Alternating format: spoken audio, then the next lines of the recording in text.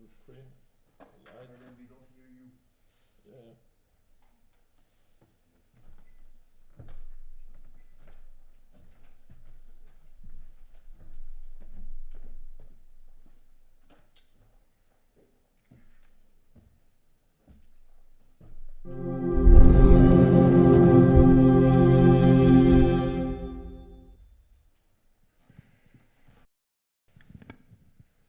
All right, then sorry for the delay and warm welcome also for the second day, as we have quite a complicated setup. There was some audio trouble. And yeah, I will just start with a quick recap of our first day, which we had yesterday. And yeah, it started with coming into the room, and you perfectly took seats as planned.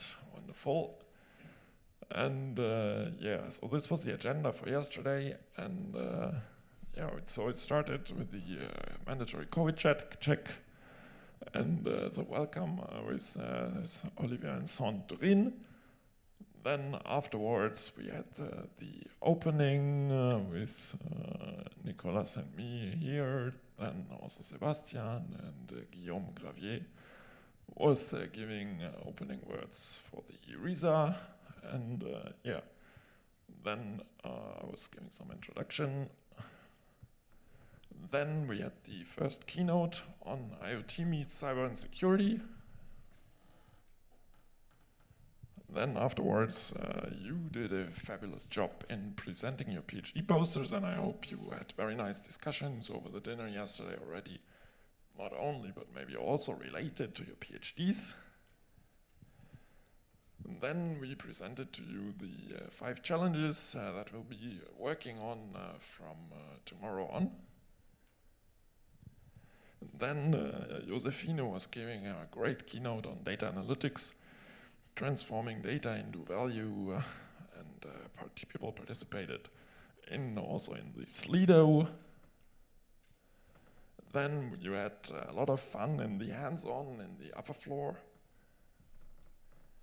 And finally, in the evening, we had a great evening with cozy lighting, as you can see, because you cannot see too much on the picture. And yeah, it was very nice and very good. So thanks a lot, Sandrine, for organizing it. And yeah, so that was yesterday. And yeah, today I want to start with another highlight. We have some welcome words by our department head, Jan Bunel, and he also wants to give you a warm welcome, and we give Jan a warm welcome by applauding him, and Jan, the floor is yours.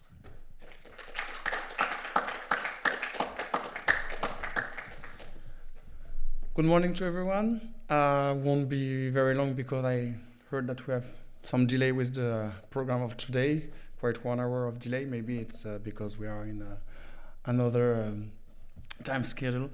In Germany, it's the same. It's the same time. Unfortunately, we cannot play with this.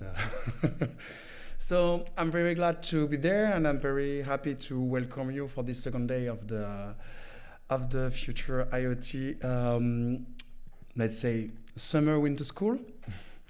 And so I'm the head of the department, what is Network Systems, Cybersecurity and Digital Law in the Rennes campus of IMT Atlantic that hosts and organizes this school. As you can see, our department is at the carrefour of all the topics that is in interest today and these days, because we have 60% of our activity in the core networks, from cellular networks to IoT networks with vehicular networks, so all the networks that we can imagine in the in our days, and we have 30% of our activity that is dedicated to cybersecurity, and it's not some different silo, but it is in collaboration and with transversal activities. And here, as the topic of this school is perfectly fit with the activity of the department. And finally, 10% of our activity is with digital law, and because the society has changed actually with all the different evolution and revolution, if I can say, with the computer science and networks evolution in nowadays. And so ethics and law protection with data usage and the right to oblivion is very important in our point of view. And so we have some lawyer and some manager inside the department that works for research in human science with the society of the new, let's say, social network society, if I can resume like that. So I'm very happy to be there. I hope that your first day yesterday was very cool and that you will enjoy all the next day, this fall next day, and that the challenge at the end of the week will be a great success. So welcome again in Rennes. Welcome again for all the people that is remotely following these schools, and enjoy your time. Thank you very much.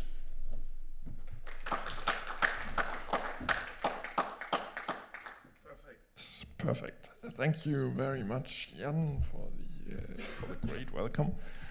And yeah, so second day, we have a program again full of highlights, of course, for you.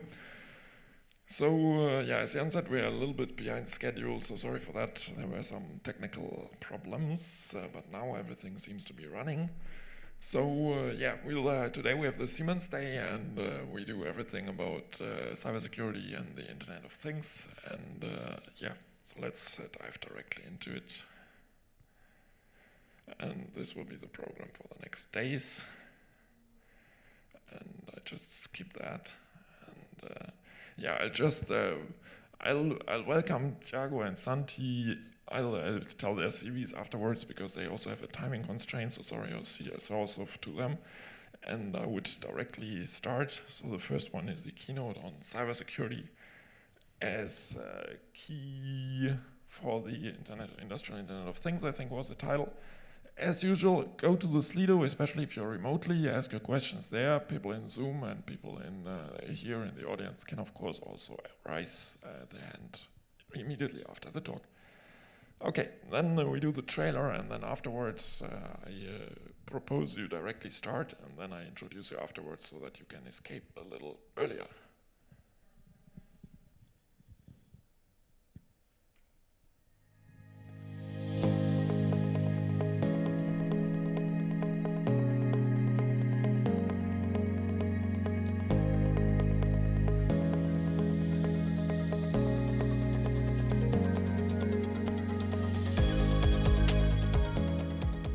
Code.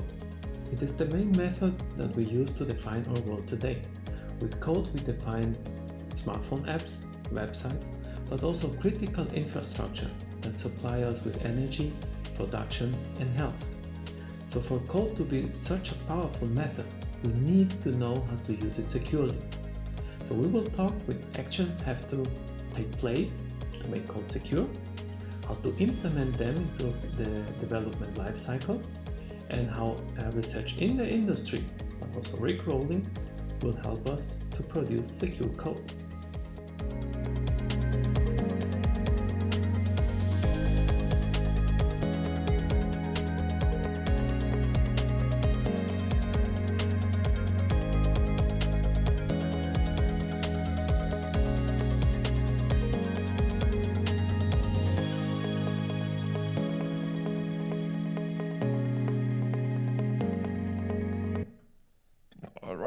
So I hope now that everything works, and yeah, welcome Tiago and Santi remotely from Munich, and we're looking forward to your keynote.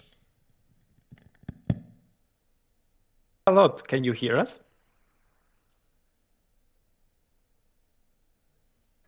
Santi, I'm not hearing you. So far, Then we do not hear you yet, but we already see you. I can hear you. And I do some lip reading, so you can just start speaking. Can you hear me? Can you hear me now?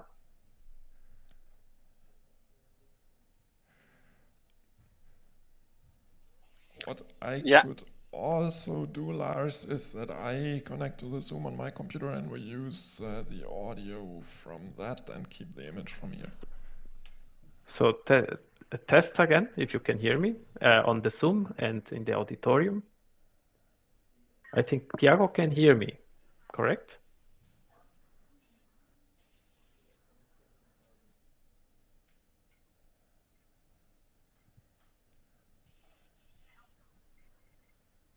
Let's do with very big delay. I cannot see you in Ninja. You disappeared in the Ninja stream, and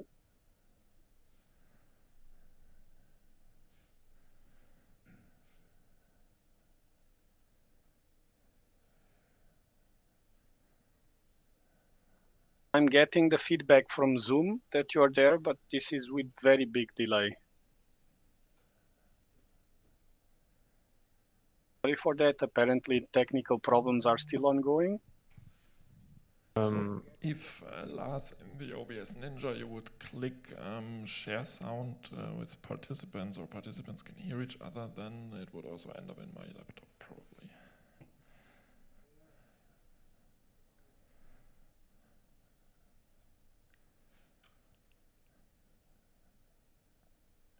Let me see.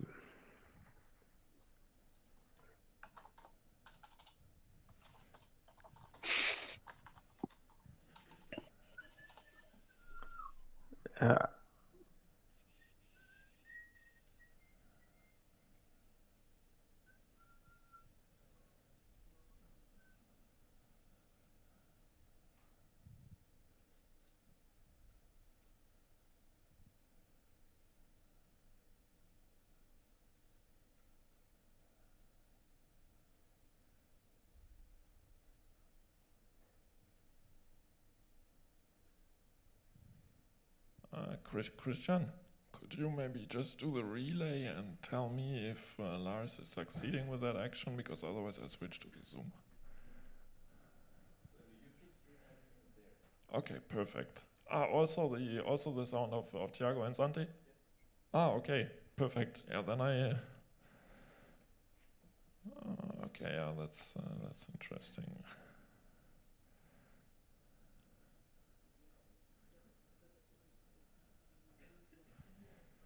So, Oliver, I'm not sure. It seems I cannot hear Santi, or I cannot see him in OBS in this video Ninja. This means that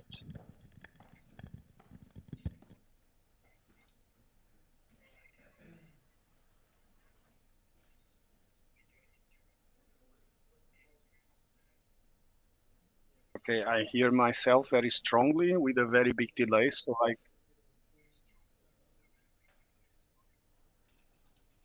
it's hard to speak. And if I cannot hear Santi also, it's not, it's difficult to perform the presentation.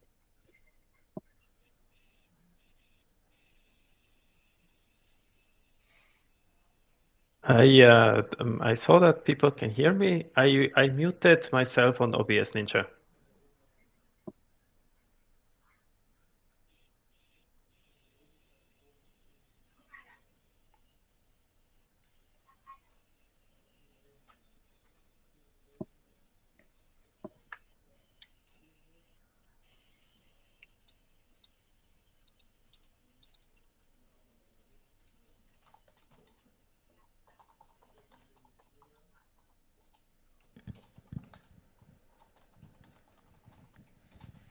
So, Tiago and Santi, could you just say some words so that we hear if we can hear you? So 1, 2, 3, test, 1, 2, 3. Sure, here's a test. Trying to, apparently now I do not have any feedback. That looks a little bit better. Or, no, the feedback is still there.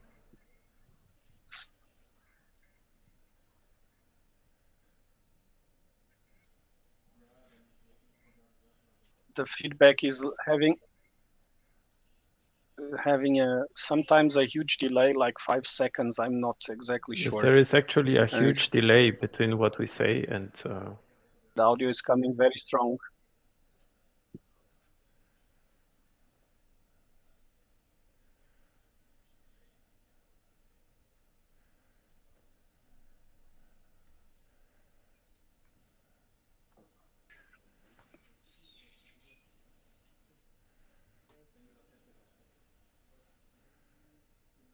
Is it possible to switch to Zoom only, or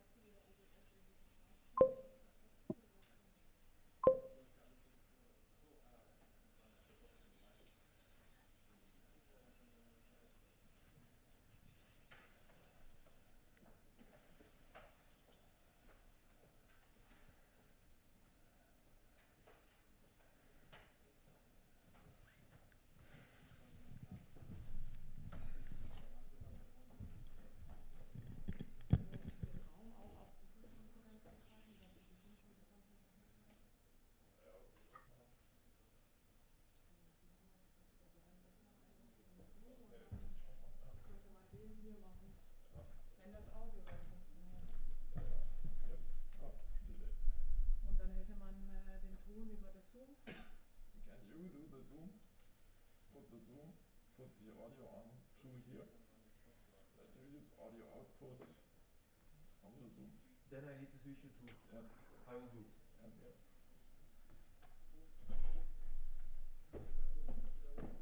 Because I just have some delay, but that should not be a problem. Okay, so when they speak, because I'm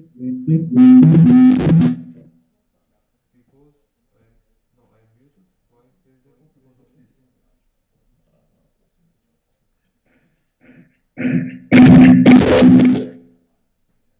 Where is echo? Why is it? Because the room. Yes. So Lars, you would have to mute the room. Yes. Because otherwise we have echo. Test. Test. Test. Did you get it? Okay, now it's test. Test.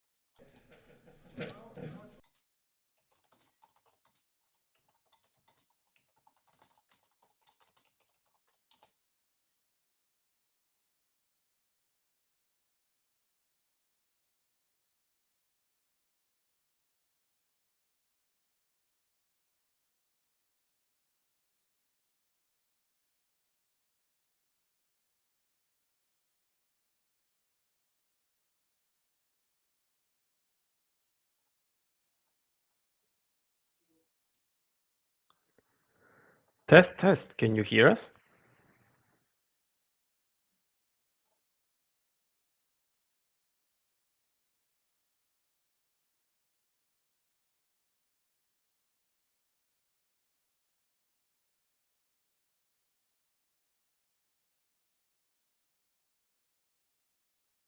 You hear us?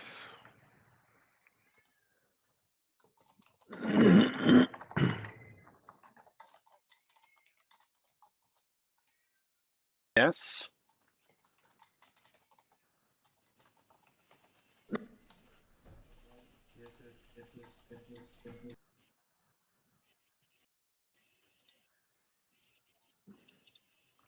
Okay, it seems we can start, but I can hear myself over Zoom again with a huge delay. So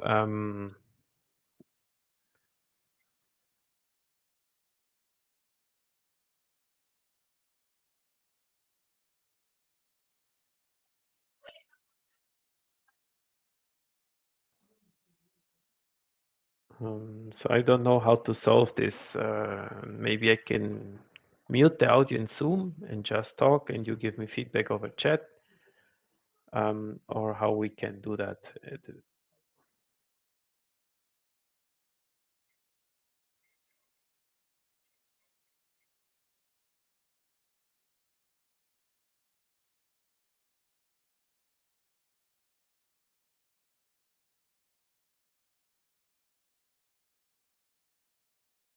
Okay, then I will do that. I will do that. Okay, last test. Can you hear me? Give me a short feedback over the chat, and if yes, I will start then.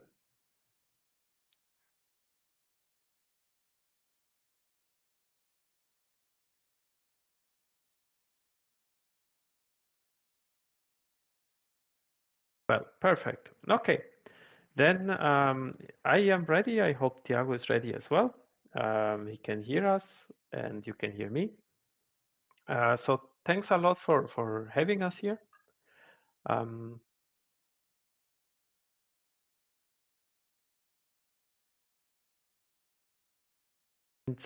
Yes, let me simply start. So welcome to our presentation. Thanks a lot for having us here. I hope you're doing great. And so this is what we wanted to talk about you today. We're a little bit late on time, so maybe we will keep things a little bit shorter, but I think you will enjoy the presentation and get the key messages anyway. Okay, so I will keep the chat visible. 1 second. Just thought about it that I have to see the chat. Okay, so a short intro about me, really short. So hi, my name is Santi. I am from Siemens, Siemens the technology department, the technology organization. We research and innovate in cybersecurity because you know from the agenda that we will be talking about secure development and secure coding. So here are a few pointers about me. So I've been a trainer for web application security. I've been responsible for the secure coding trainings within the T organization that are provided actually to whole Siemens worldwide. I had the pleasure to co-found the cybersecurity challenges you will experience tomorrow with Tiago. And I have been a sparring partner and a technical coach for enabling and integrating security into the Siemens organizations. So I give over to Tiago for his short presentation.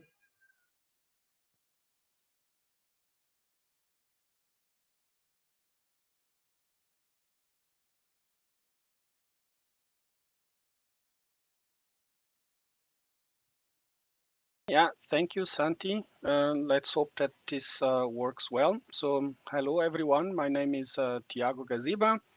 I'm a security consultant at Siemens, together with. Sorry, I need to take out my headphones because the audio is coming in very strong, and I hear myself. So, and therefore I cannot talk with the headphones on. I hope you can still hear me. I need to lower the volume because it is so loud that I can even hear without headphones set. So let's see this. Sorry, this is not optimal. Okay. Okay, so my name is Tiago Gasiba, and I am a security consultant at Siemens. I've been developing software since mid 90s, so since 95 more or less. I have worked as a network administrator at a university in Portugal. I'm originally from Portugal. I've my field of research, my field of studies. I started with an electrical engineering background, and I worked in mobile phones, so in the telecommunication business. Since about 2012, 2013, I started getting interest, and I started shifting towards cybersecurity.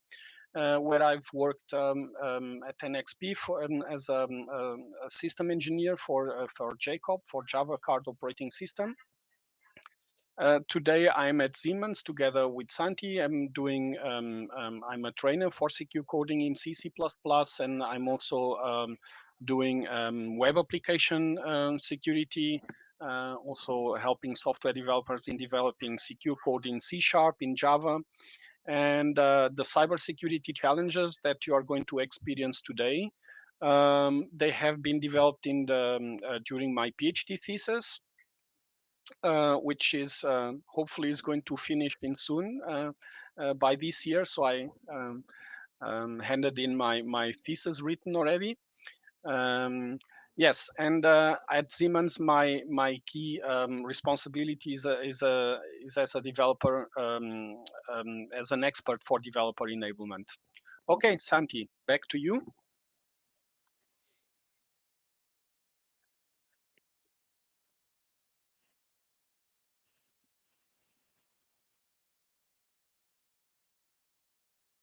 Perfect. Then back to me. Um, okay, so a little bit about the T organization. So you see here we are presented worldwide. What we do, especially in cybersecurity, is we innovate, we create new technology simply for problems that haven't been there yet. And as you know, Siemens is a huge organization with many, many domains. So it's really fun from a research point of view to see new problems and to try out, of course, new technologies in all those domains. So we're present in Fredericton, Canada, in Princeton, the US, in, of course, the headquarters in Munich or in Germany, in Bucharest, in Romania, in Bangalore, India, and Beijing in China. And just as a wink, we always searching for good people and also good PhD students and students overall. Okay, so let's start with IoT, with the actual topic. And let's start with some headlines. So the headlines read, name wreck vulnerabilities impact nearly 100 million IoT devices. Wow. The next one, the next article reads, IoT vulnerabilities cause more than 500,000 US dollars per month. Wow. So is that all worth it? Isn't IoT and playing with small boxes or games and fun? Shouldn't we do as Ella Fitzgerald and Louis Armstrong once sang, let's call the whole thing off? It's just too expensive, too much impact. It is not worth it. Maybe the solution is let's stay away from it. Let's go back to a world without so many interconnections, then we wouldn't have this big of problems and we would be all much, much more secure. Well, rethinking that thought again and taking a look at the domains where we actually use IoT and we use data and we use the analysis of that data in production, in the provision of energy and a lot of services for cities, in healthcare and aviation, then we see that's not a good idea to just give it up. So simply, if we think about the self-aware, predictive, reactive, and social machines and systems that we can create today and the value that they bring to us only in things like predictive maintenance. So just telling one example with aviation, it is known that more or less 10% of the flight delays are due to unplanned downtimes, and $8 billion are the cost of those unplanned downtimes. Also, of course, all the chain that comes behind it with people and customers that are not happy with these kind of things, and a lot of facts.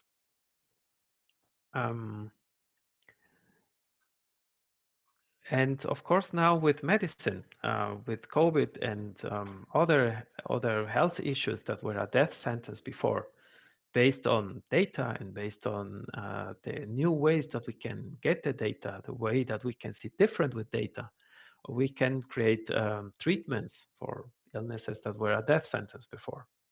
So we can get many benefits from IoT and from the data that we get with IoT and the new ways that we can see and watch at problems. Obviously, the the benefit is the one side of the coin, but the other side of the coin is security and privacy. So it is clear if we have value, all of that data that comes in there, that's the actual value that we have for these domains and what we can all have of it. We have to protect that. And it's clear that others, like attackers, many different attacker models, be it competitors to mischievous attackers to terrorists and others, they want to get also a hold of that data.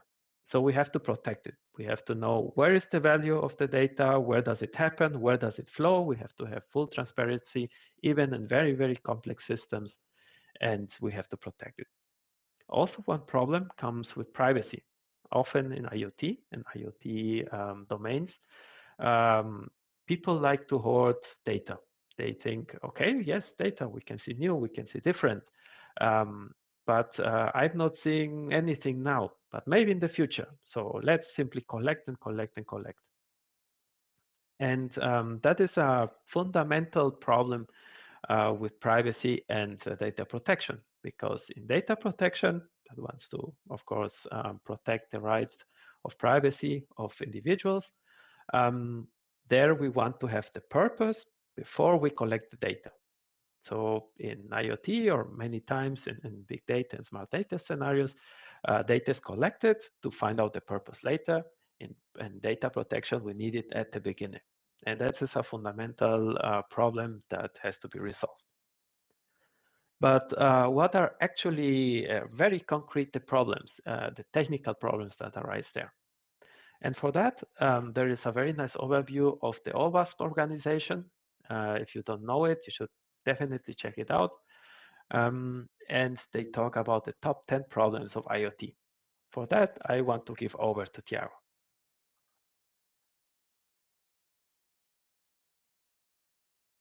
Okay, Santi. So thanks a lot. Yeah. So Santi was just talking about protecting data and about IoT. Sorry, again, very strong echo. So taking again my headphones out. In order to protect our IoT systems, we need first to know what are the problems that are existing on those systems, such that we know what exactly to protect. And the OWASP, the Open Web Application Security Project, has a very nice top 10 list, which is for the IoT. For the IoT devices, the list is from 2018, getting a little bit dated, but is, as far as I understand, it's the current list for the IoT. And here we can get a couple of ideas about what are the problems that plague IoT systems. So as the number one, the most prominent kind of problems that happen with these kind of devices are weak and guessable hard-coded passwords. So IoT devices tend to be embedded, very simple devices, which many times, depending, of course, depending on their size, maybe you can hardly do um, a device update, a firmware update. People deploy them, so people with less skills deploy them everywhere, and they forget to change their default passwords, for example. So one of the main issues plaguing these devices are default passwords, yeah, that are not changed. So imagine a webcam pointing to the room inside. So Santi was discussing about privacy. So if I have a webcam doing monitoring at home and I don't change the default password, if this device gets exposed to the internet, yeah, I can lose my privacy because anyone that finds out this device can just stream the video. So the second aspect, which is plaguing this kind of devices, are insecure network services, where we still see old protocols being used, like FTP or Telnet, for example. So those are deprecated protocols, but unfortunately they are still prominent in this kind of devices. Then we have the insecure ecosystem interfaces, which here we have a list. So the OWASP top 10 from 2017. Currently, the OWASP top 10 has been updated to version 2021, if I'm not mistaken, but they have not changed that much. So as soon as a device starts having being accessible through the web and exposing some HTTP interface, you start also getting the standard problems that also plagues web applications. The interesting thing about these kind of devices is because they are probably less maintained, and we're going to see this in soon. That's the next problem. They suffer less frequent updates. This means that vulnerabilities which are already known for some time and have been patched in IT systems, they are going to have they are going to still be prevalent in operational technology devices. So in particular, the IoT devices.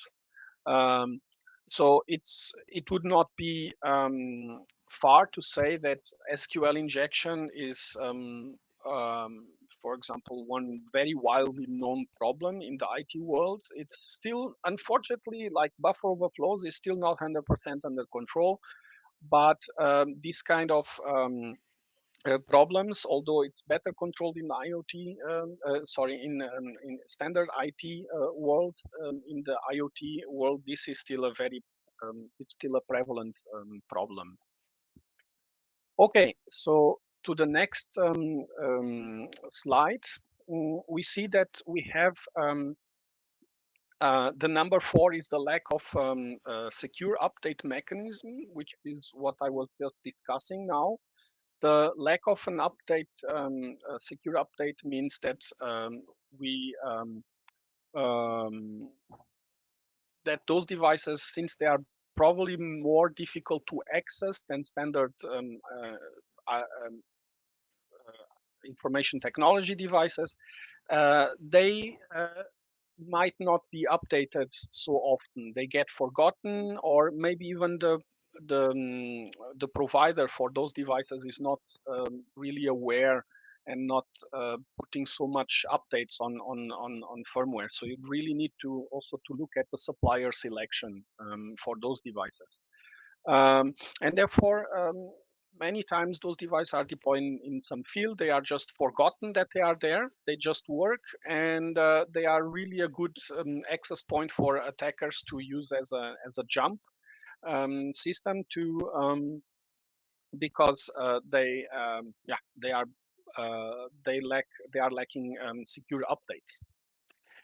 Which brings us also to the point number 5, which is the insecure and outdated components.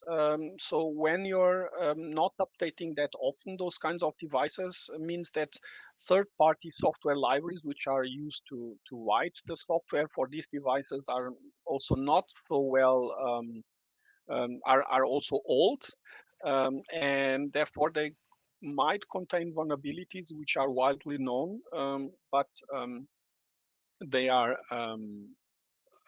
still present in these devices where the update has not taken place.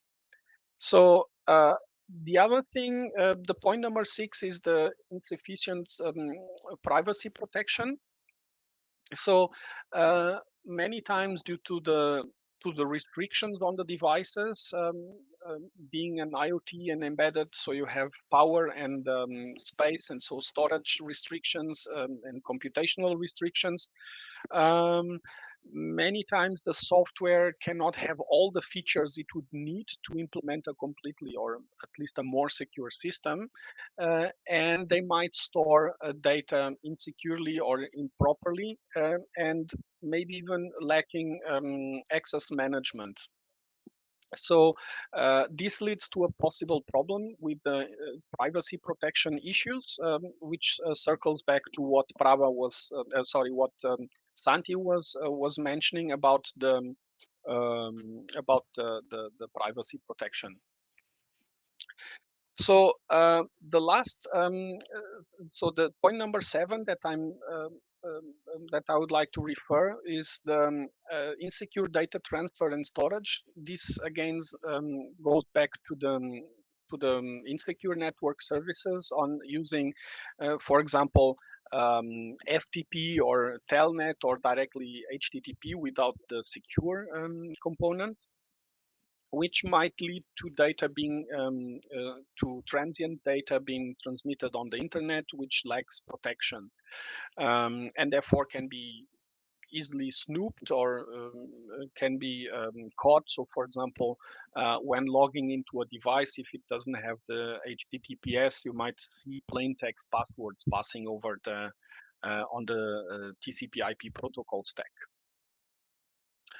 Okay, moving along for the next point, which is the lack of device management. As I was saying, those devices, they are many times they are put in a field and they are kind of forgotten, and so people say that okay, this is the device is just working, um, um, and this kind of um, ignoring about the how to manage this device leads to this kind of problem, saying okay, I at some point in time I lose track of how many devices do I have, what is their status level, what is their patch level. So are they behind a firewall, are they not behind a firewall? So it leads to uh, not having a clear view about the IT assets that you have in your network that you're managing, and it's not unheard of that hackers actually know more about your own network than you know yourself about your network, and this is due to the lack of device management. Uh, so those devices being forgotten, they will not be properly managed. For example, again, circling back to the default passwords, to the patch level, or to the security update. And since this doesn't take place, they are really a good entry gate for attackers.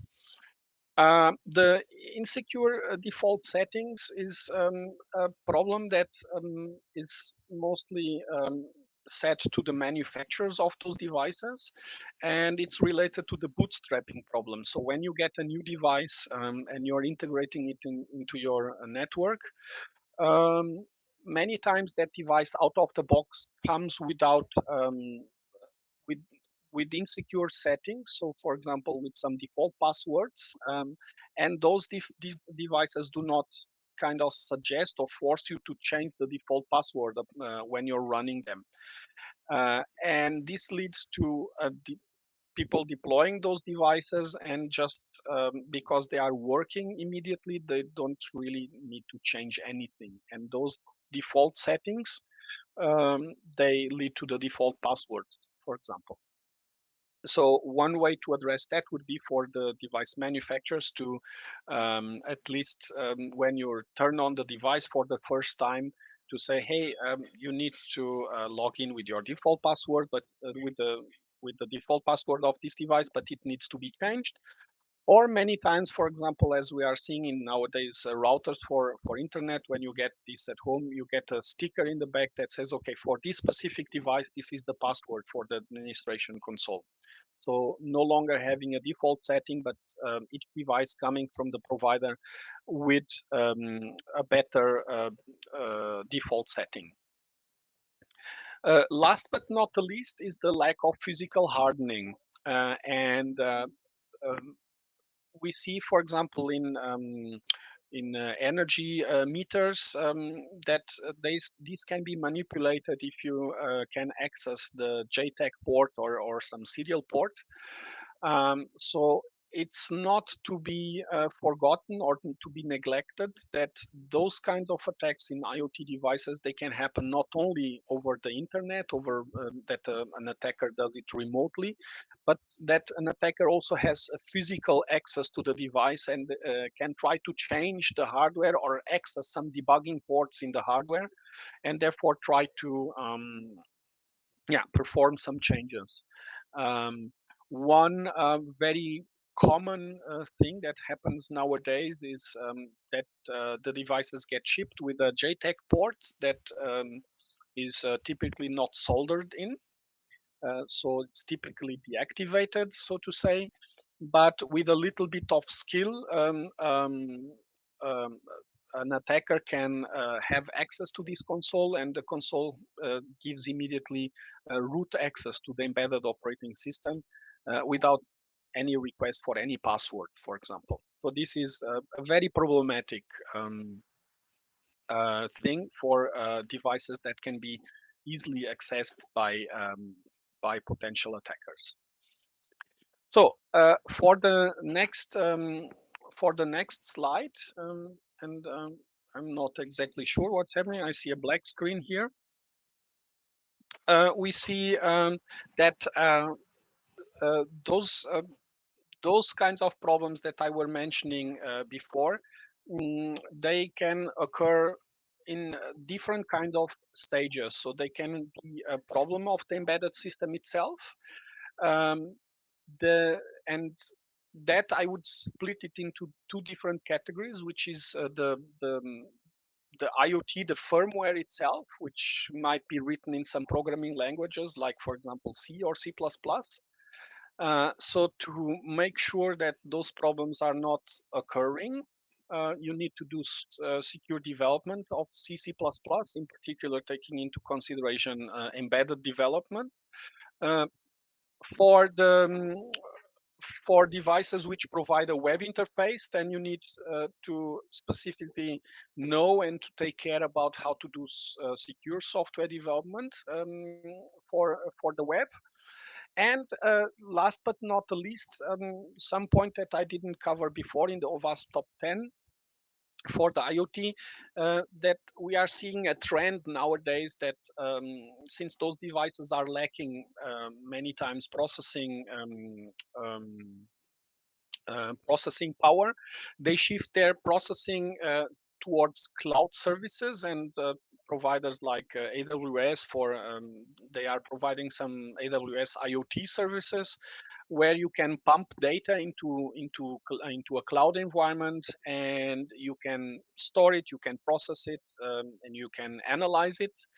And therefore, the cloud aspect of starts to gain also an interest in terms of IoT deployments.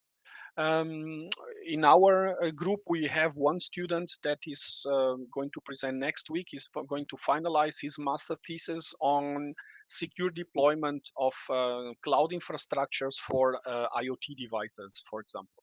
So if you are also so if you are interested in contacting us, also related to some further studies and some research in this area, that would also be really awesome. Okay, Santi, I give it back to you now.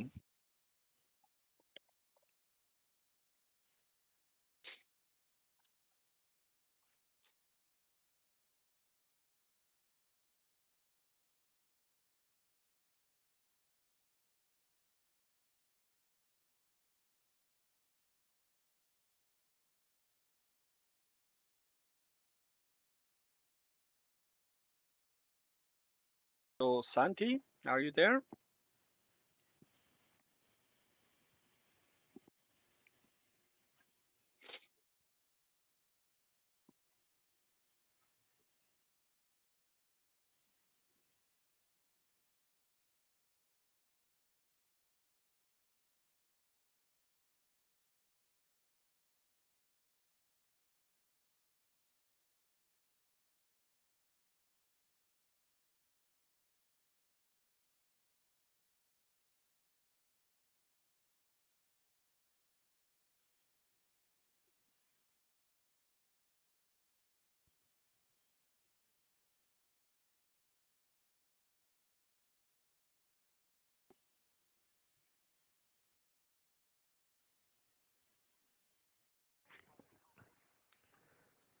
Now, I hope that you can hear me now.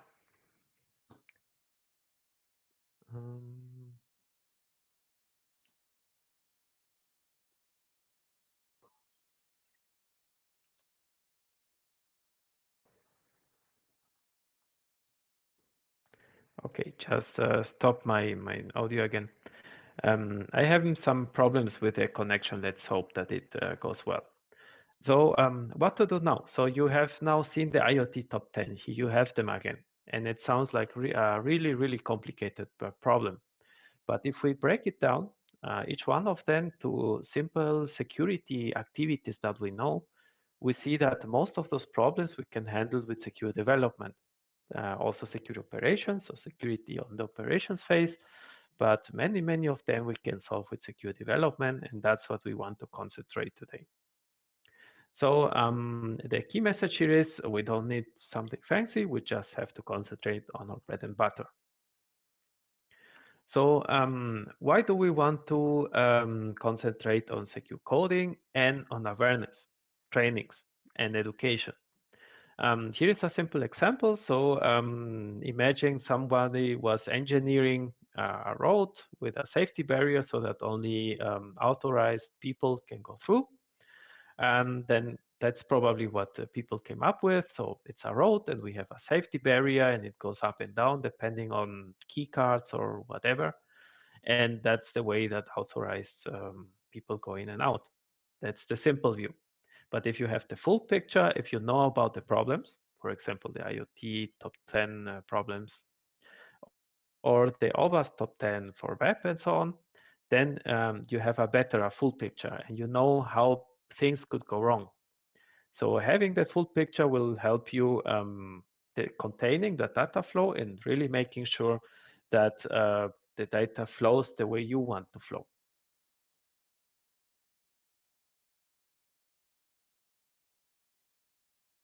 So where to begin? We want to securely develop. We want to secure code. What do I do next?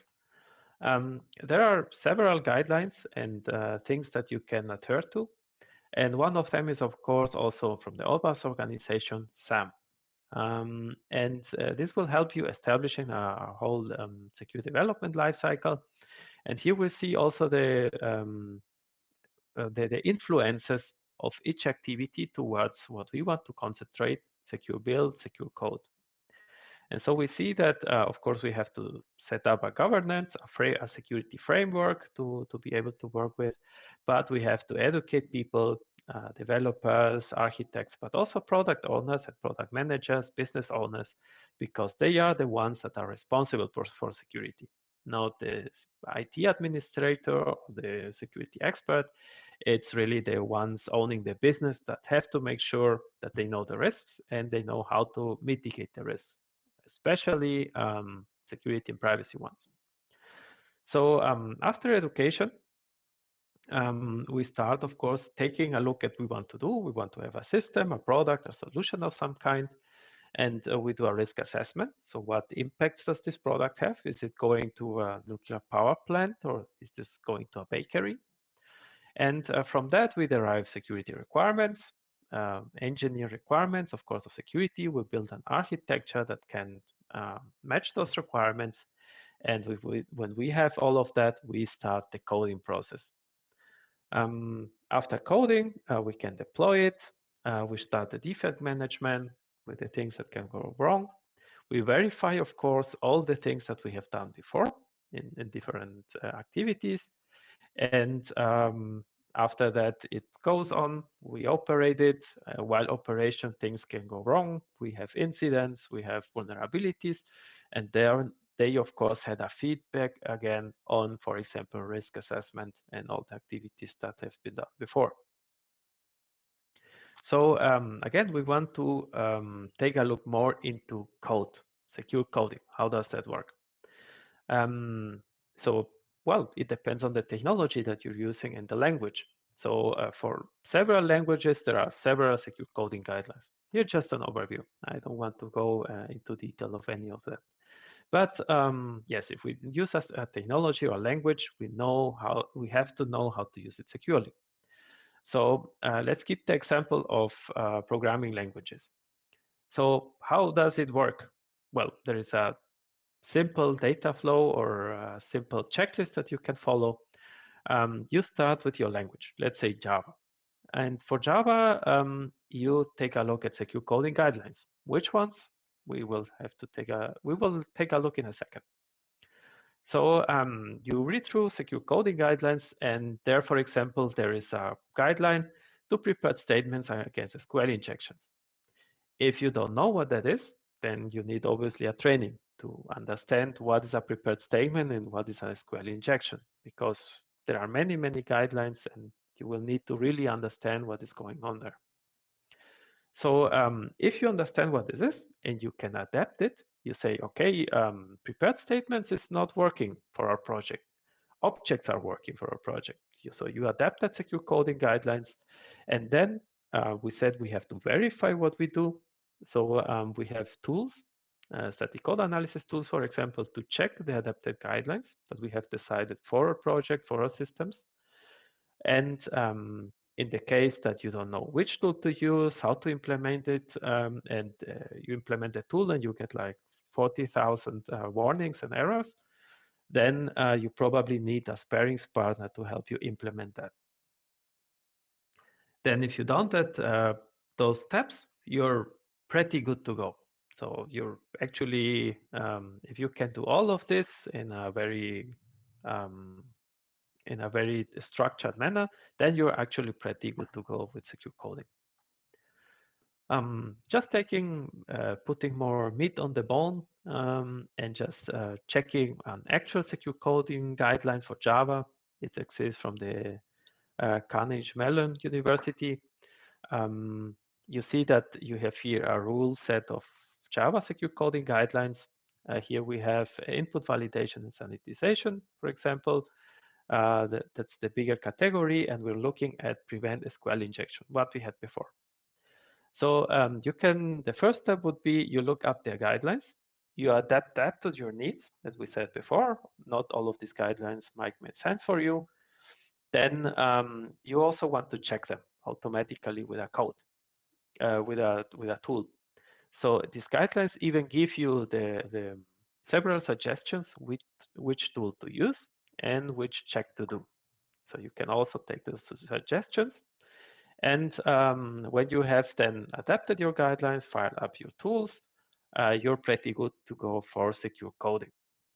But of course, in secure development, there is much, much more, as you can see down below. So you have to take care of that as well, of course, but let's start step by step. So here we concentrate on coding, of course. Well, what means good code? What is actually the good quality of code? For that, I give over again to Tiago.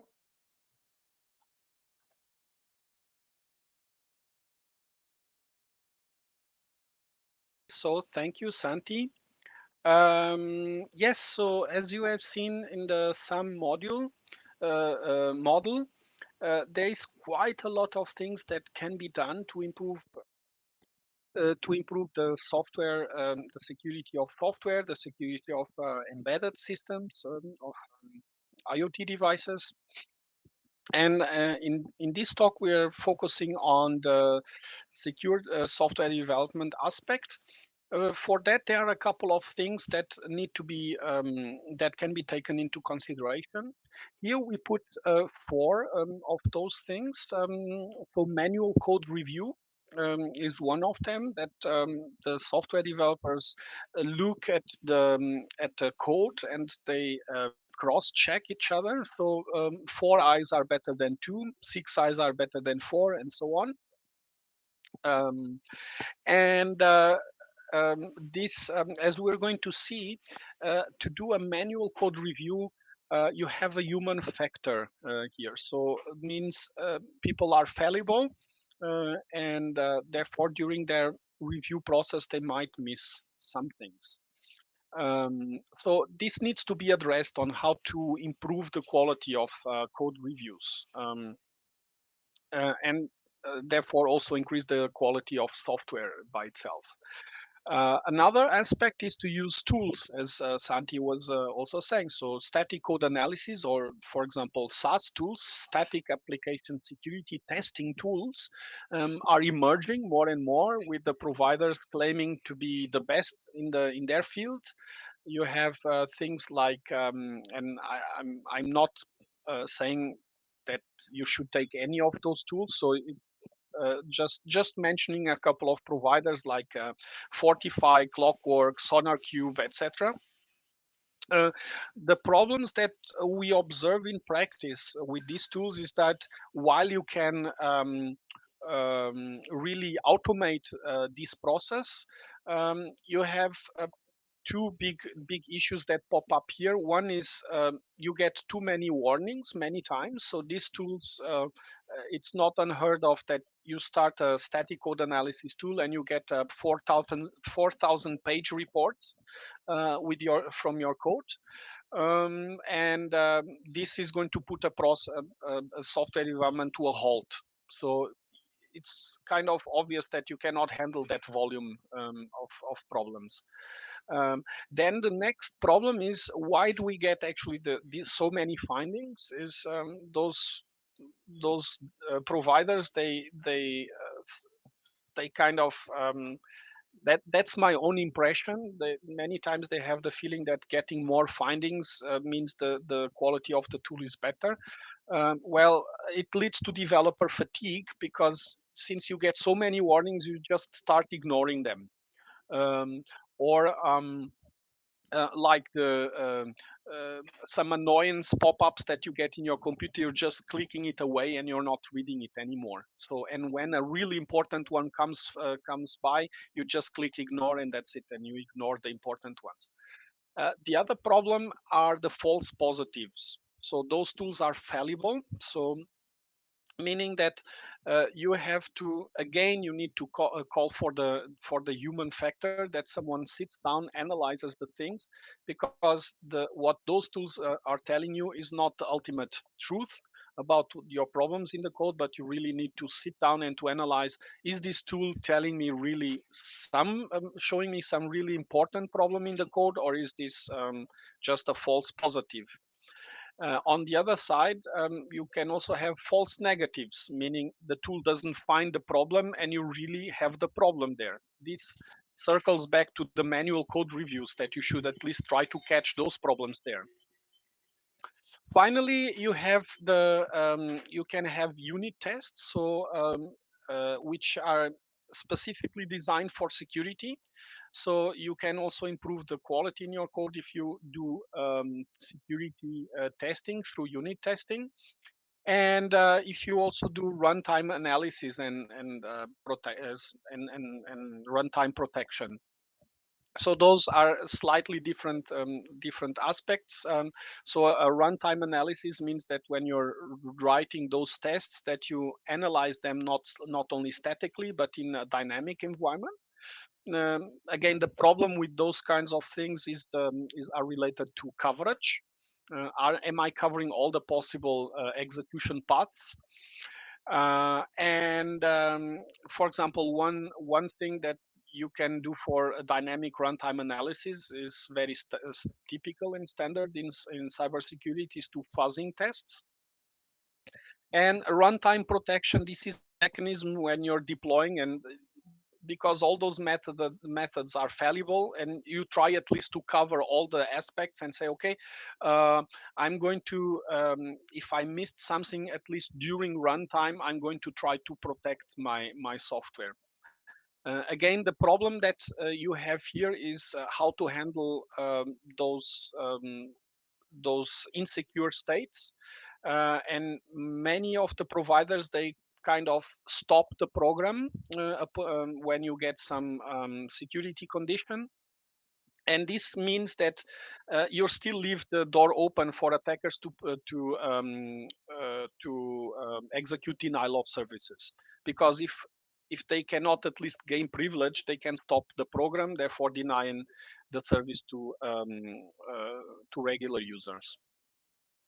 Okay, so again, only in this world, a small world about on software development, we see that the human factor plays an important role here. So even if you're doing automated tests, therefore you need to take care of the factor of the human factor.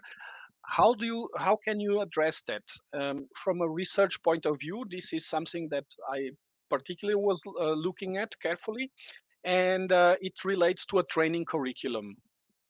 So at the most basic level, you have an awareness training where people need you need to raise awareness for software developers on what are the problems and that can happen, what they can and how they can happen, and what are the possible consequences. So part of the thing that we're showing already today can be considered as an awareness training, because we are showing already what are possible problems in IoT in the IoT world. But when you start going more toward the practical aspects, specifically if you have a company with lots of software developers, which are going to develop software or perform manual code reviews or analyze the outputs of static analysis tools, they need to know how to develop how to interpret the outputs of those tools and how to really write secure software. So in that aspect, you have many providers that you can find on the internet, that you can you can find YouTube videos for that. We at Siemens, we also have our own courses there, which are specifically trimmed for how to develop secure web applications, or how to do secure embedded development in C or C++ or in C#, etc., which addresses those problems exactly trimmed at those different programming languages and for the embedded devices. Those kinds of trainings, very they generally focus a lot on secure coding guidelines, so how to develop how to program securely. And on the higher end of the spectrum, you have the cybersecurity challenges.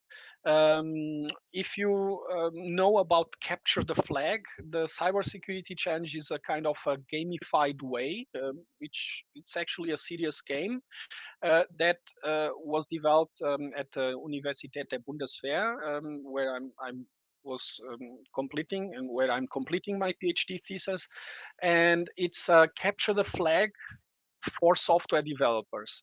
The standard capture the flag games. They are developed for, they target penetration testers, and they teach how to attack systems.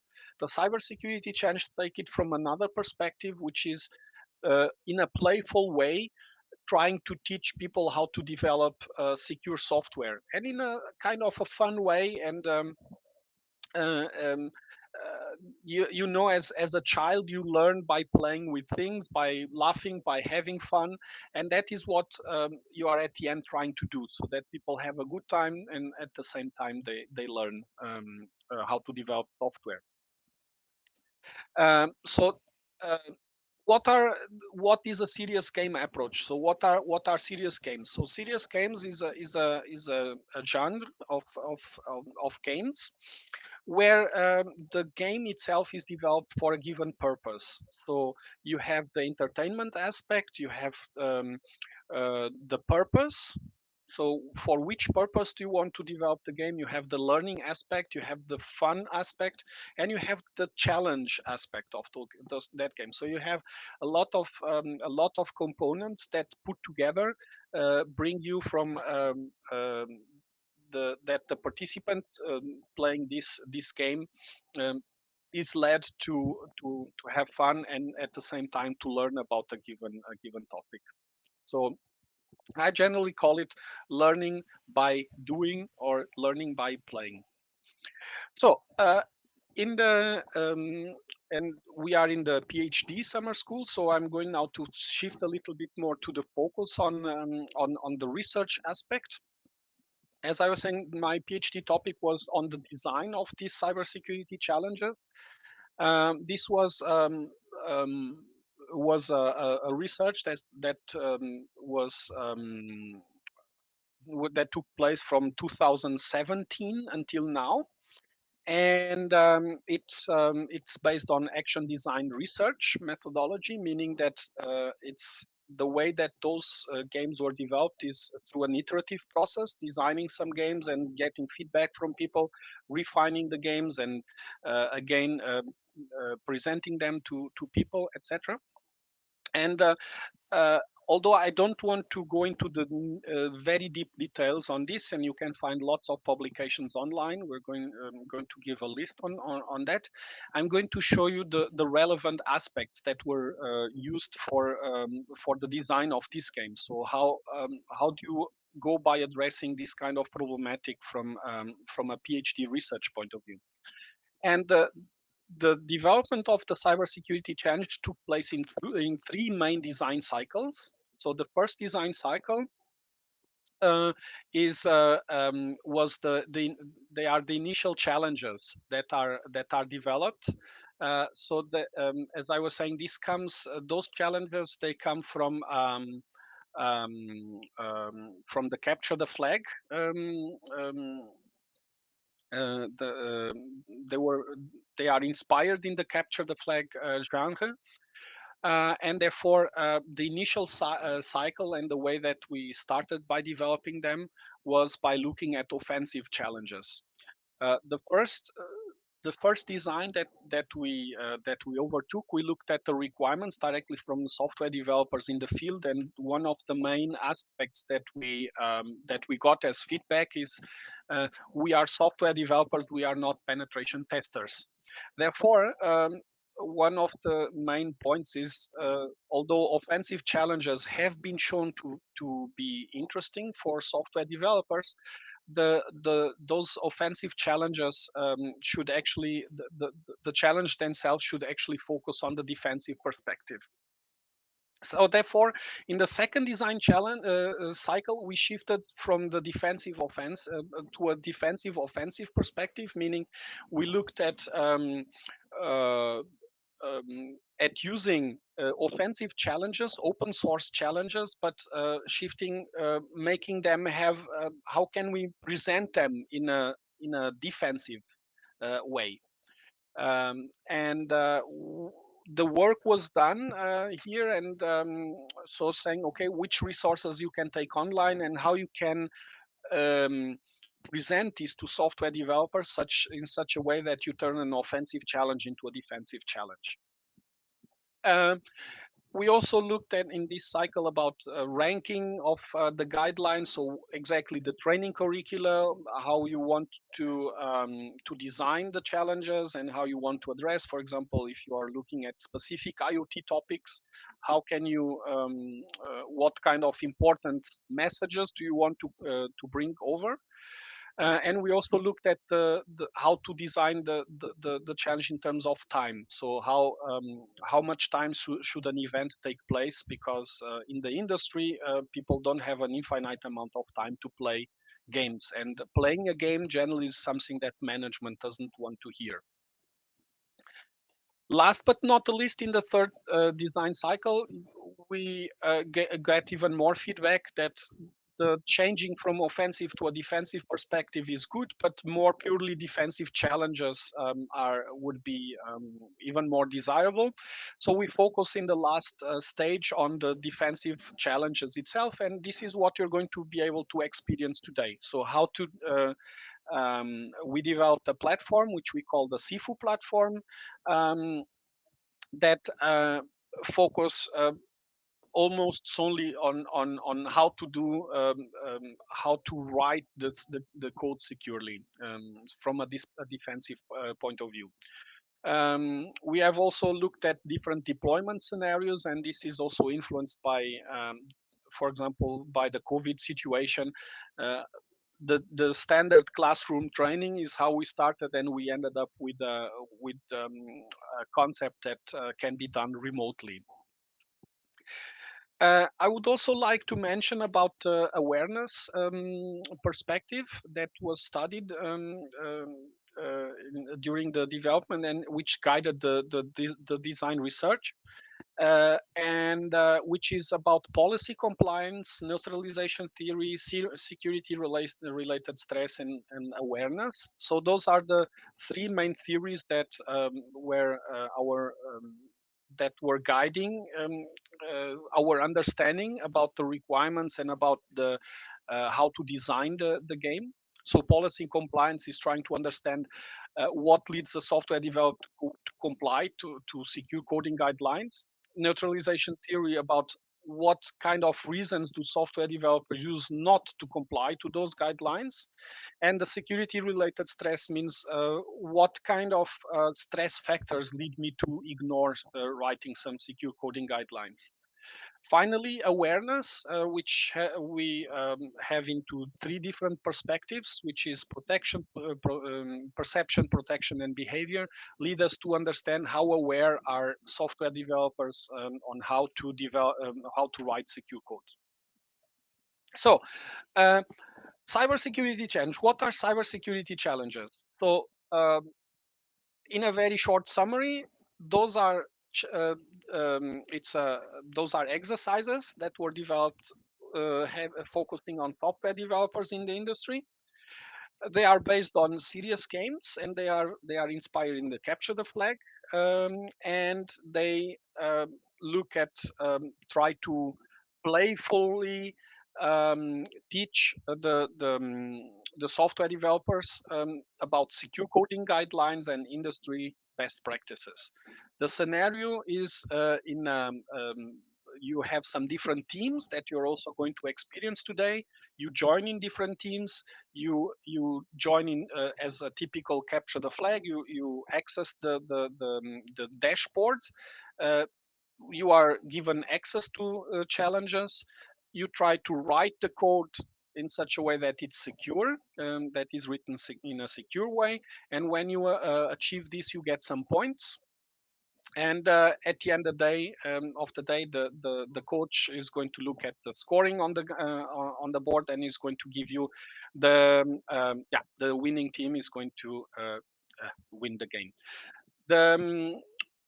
On site we have Fabian from Siemens. Also, he has brought some coins. You see there the symbol of a coin. So for our cybersecurity challenges, for the number one place, we are actually going to give some physical coin for the people. So I hope that you enjoyed our game, and that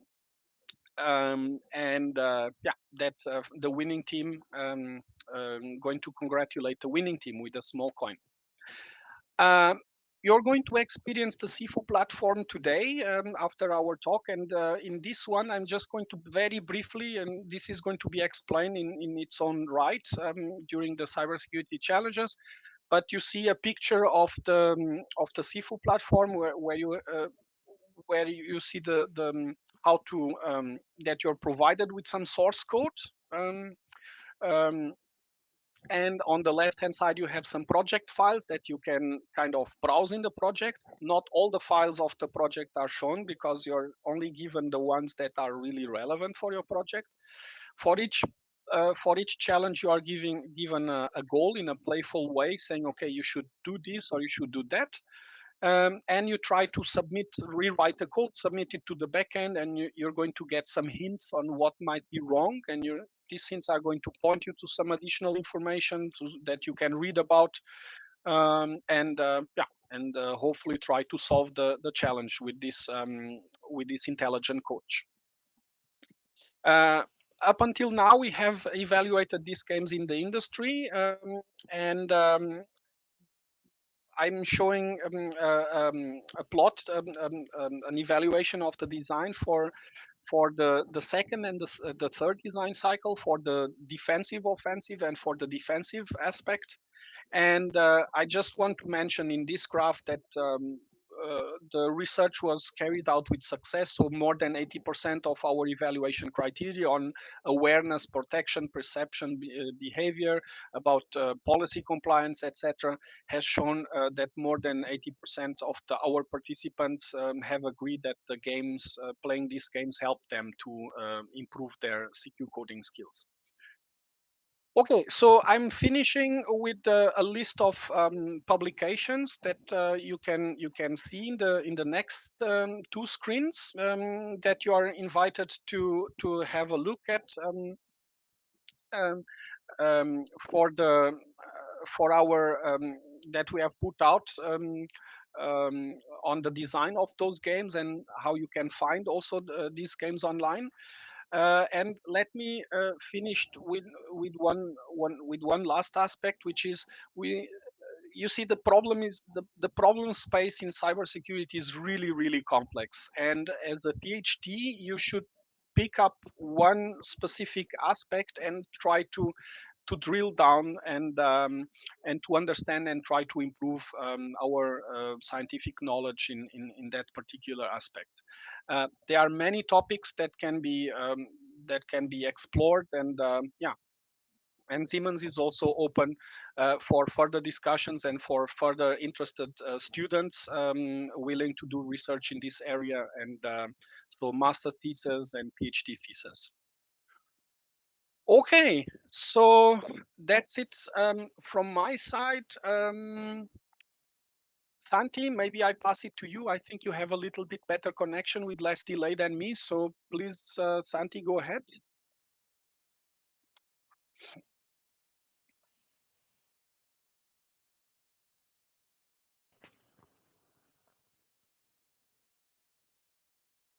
Thanks a lot, Tiago. So yes, we come to the end, and we want to thank you a lot for your attention. And let's see if we have some minutes for questions, if any questions arose.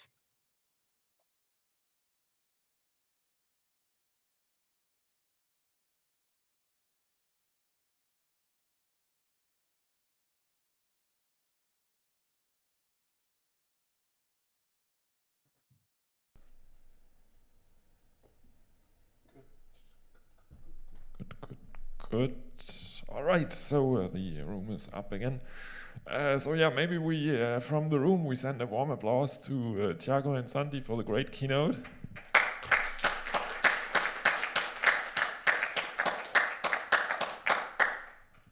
And yeah, besides that, we also have questions, of course, and technologically it worked very well, so we could very well hear you, so everything worked fine. So do we have questions here in the audience? So Akin can start because he has a question from the chat, and you can already think a bit if you which are the questions that you have regarding this super exciting presentation about and topic, especially because it's a super important and interesting topic that you will also experience throughout the day today. So Akin.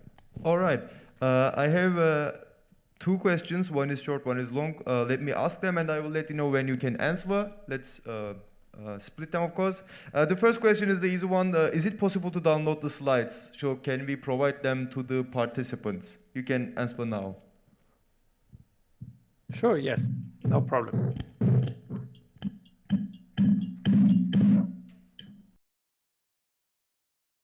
Santi, it's not sure if you answered it or not, but we can make the slides available, yes.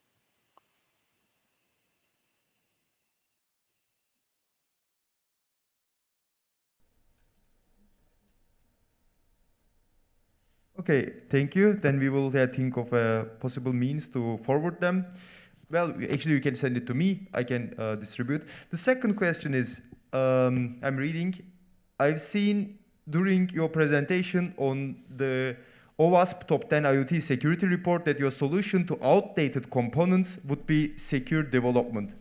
How about the hardware security itself? I mean, we don't set up factories every day and they will be producing for decades, and the state-of-the-art components I'll implement today will be outdated soon anyway. You can answer now. Okay, so actually one part of the secure development is the selection of suppliers, secure supplier selection, secure vendor relation. So we would see that as a part of also the life cycle that was presented through OWASP.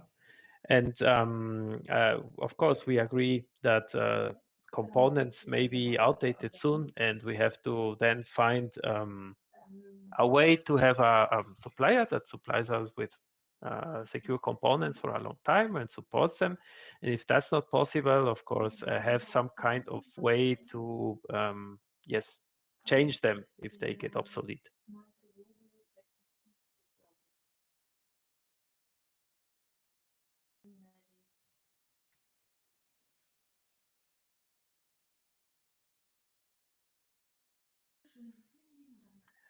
So, Santi, let me also maybe add a little bit Any something questions? from my perspective. So add something about my perspective It seems like that on was how it. to I do. also thank the speakers, and I can hand Sorry, over I to need to Professor Pahl. getting feedback. So from my perspective on hardware security, it is still a very, as far as I understand, a very active field of research, and it covers several aspects. So for sure, the supplier selection is one of them, where you put the onus on the supplier, saying you need to provide me with a secure solution. The question If I to do Santiago, do you if I'm trying to want to develop the say something the initially to hardware the itself, challenge, there can or be is a couple Prabha of doing that? things that can be Because I would have the trailer for the taken challenge, then I would show it here, and care of then we there. would go upstairs Some of because the people them will be working on the might challenge in relate, the room for upstairs. example, We just reconnect to the with the Zoom, and then we would chipset handle it itself. over the Zoom. You have physical unclonable functions. You have a really good. So if you look at smart cards and trust platform modules, etc., they are really hard to break in and to address, to try to attack, and they go into really deep things like light attacks or power profile attacks, etc. It's a really vast field there. So and it's a rich field for research still. So what we would recommend there in this, please understand that in our group we are not focusing on the hardware aspect, but we would say that if we need to develop the hardware itself, we need to take a look at how the chipset is made, and what kind of communication buses are available for a possible attacker, and how you can protect those things. So just giving some examples, having fully integrated solutions in a chip where you don't expose any data buses outside can already hinder attackers to snoop into data coming out. Another thing might be, you know, that there are devices where I don't know exactly the name, but where when you open the case, that the device self destroys, for example, the memory, the content get wiped off, or something like this. As I said, there is a really large field of research, and it would be really great to see some additional ideas in this direction.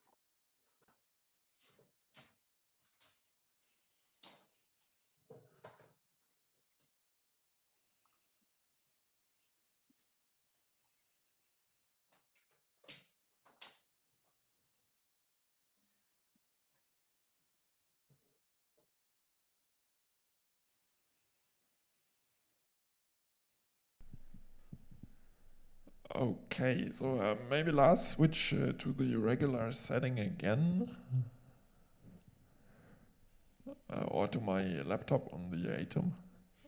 Okay, perfect. Good. Okay, yeah. So even though it was also interesting, as Fabian said, this was answering another call, because I was also just wondering if he's still referring to the question. But it all made sense. So good. So now we have the introduction.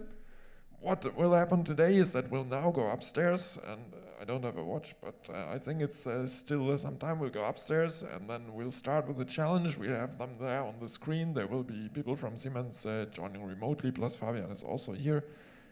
Then we'll go for lunch from upstairs, and then in the afternoon at 1 or 2, depend what is written on the program. Let me just check. Yeah, at 1 we'll have another keynote from Siemens, from Prabha, and then you will continue with the challenge. And to introduce us to the challenge, let's quickly look at the trailer. Could you enable my audio for the laptop? Perfect. So the challenge is also organized by Tiago and Santi, and as you have heard in the talk, they are doing this for quite a while, and they are running it very successfully quite often, and therefore it's I'm sure it's exciting. I never did it myself. And yeah, so let's quickly have a look at the trailer where Santi is explaining it.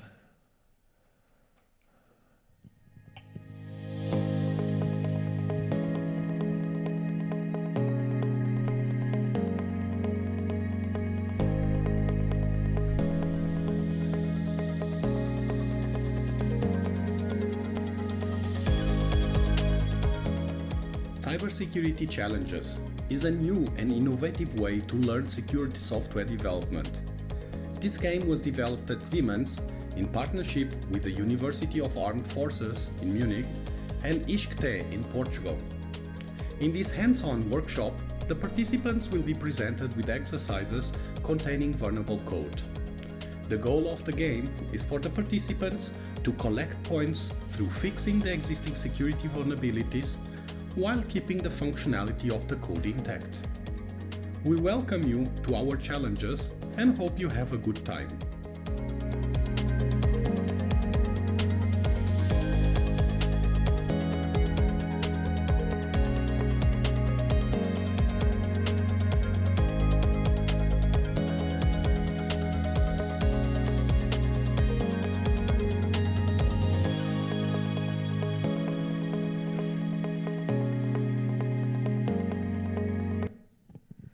All right, so then let's go upstairs, and we continue there. So see you in a second, and then 2 floors upstairs.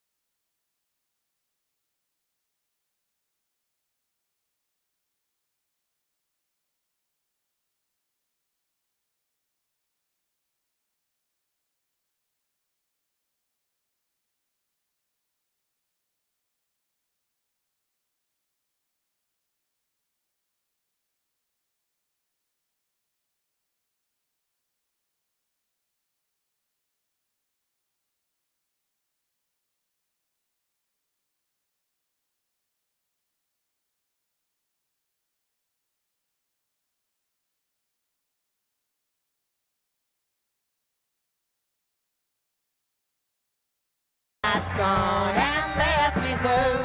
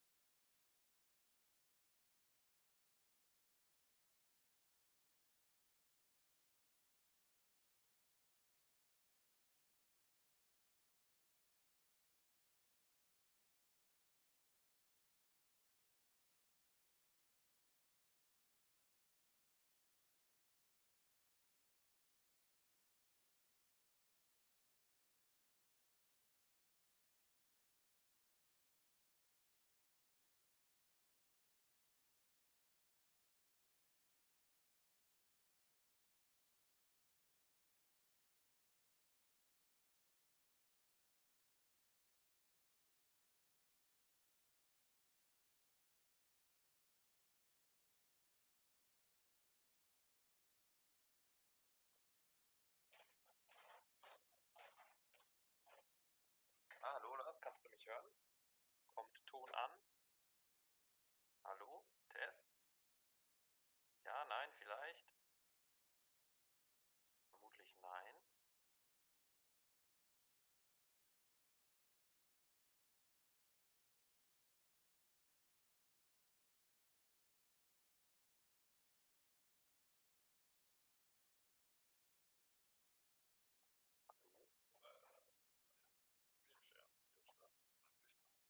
Ja, richtig. Du müsstest eigentlich jetzt gerade sharen. Ja, also mein Ton ist auf jeden Fall, und ich höre mich zum Beispiel, aber was halt auch witzig ist, ich höre mich selber.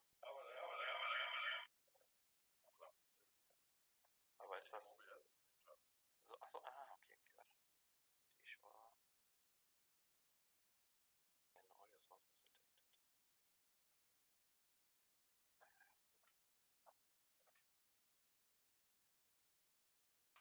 Okay, das ist mute the microphone, mute the speaker.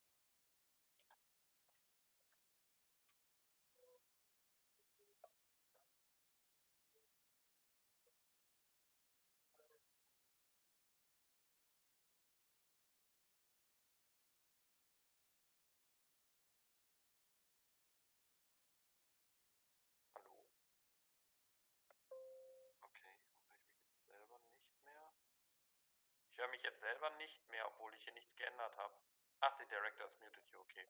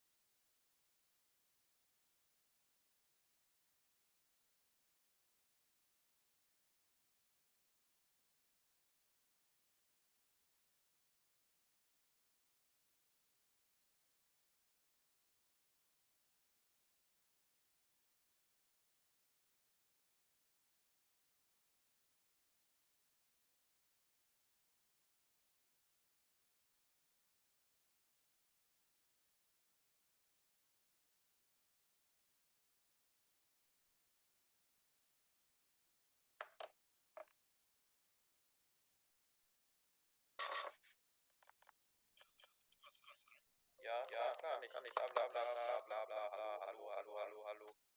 Ich sag was. Aber hört mich wohl nicht.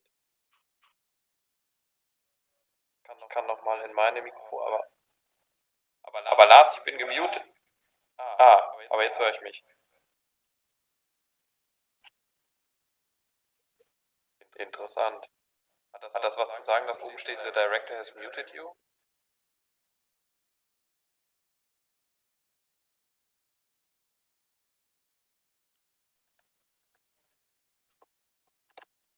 Das heißt, Audio funktioniert jetzt, das ist doch super.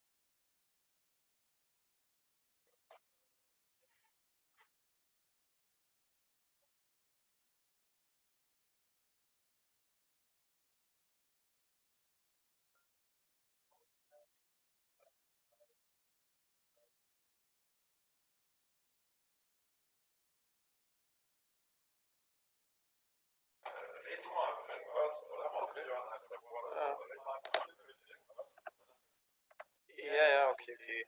Ich versuche einfach mal irgendwie, gucken, ob ich das anmache. So lange rede ich halt im Bullshit, damit ihr in Ruhe testen könnt.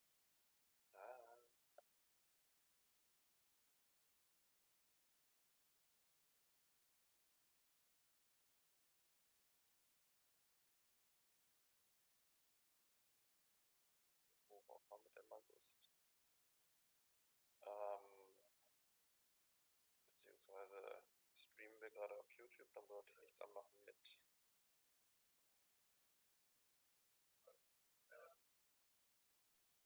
Ja, ich bin leiser als du, ne? Das braucht vielleicht schon lauter. Ich meine, vielleicht ist es auch mein Mikrofon vom Laptop. Ich habe jetzt kein Headset auf.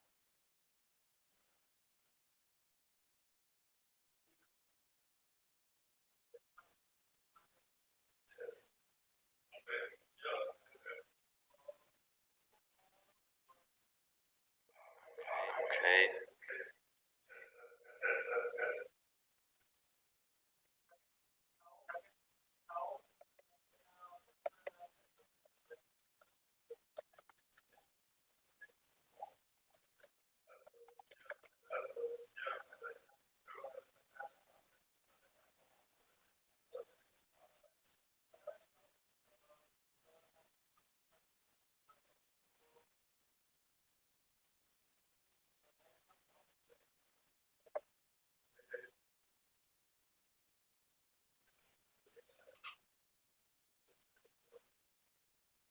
Okay, Test.